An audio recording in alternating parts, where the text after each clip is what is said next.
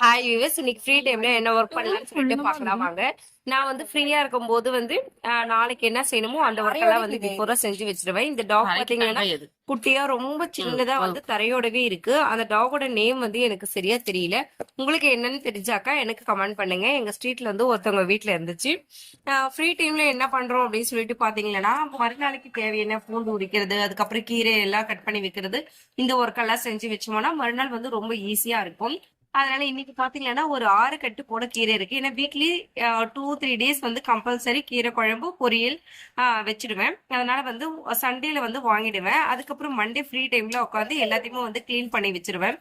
இந்த மாதிரி after 12 o'clock அப்புறம் கொஞ்சம் ஃப்ரீ டைம் கிடைக்கும். அந்த டைமும் வந்து ஒர்க் தான்.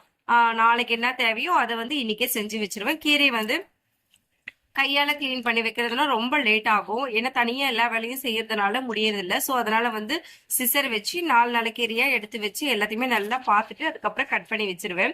ஏற்கனவே கொஞ்சம் கட் பண்ணி வச்சது இருக்கு. எல்லாமே ஒன்னா சேர்த்து கவர்ல போட்டு ஃப்ரிட்ஜில் வச்சுட்டோம்னா மறுநாள் வந்து செய்யறதுக்கு ரொம்ப ஈஸியா இருக்கும். நான் எப்பவுமே வந்து கீரை வந்து மொத்தமா ஒரு 6-7 கட்டு போல வாங்கிடுவேன். ஒரு 2-3 டேஸ்க்கு வந்து நான் யூஸ் பண்ணிப்பேன். பொரியலாவோ சாம்பாராவோ யூஸ் பண்ணிடுவேன். நீங்க எந்த மாதிரி ஸ்டோர் பண்றீங்கன்னு சொல்லிட்டு கமெண்ட் பண்ணுங்க. ஃப்ரீ டைம்லயும் வந்து எப்பவுமே வந்து ஒர்க் இருந்துட்டே தான் இருக்கும். ஏதோ ஒரு ஒர்க்கை வந்து சின்னதா செஞ்சுட்டே தான் இருப்பேன். வீட்டுல இருக்கிறவங்க எல்லாருக்குமே அதே மாதிரி தான் இருக்கும். ஓகே, என்னோட சேனல் பிடிச்சிருந்தா சப்ஸ்கிரைப் பண்ணுங்க. தேங்க்யூ.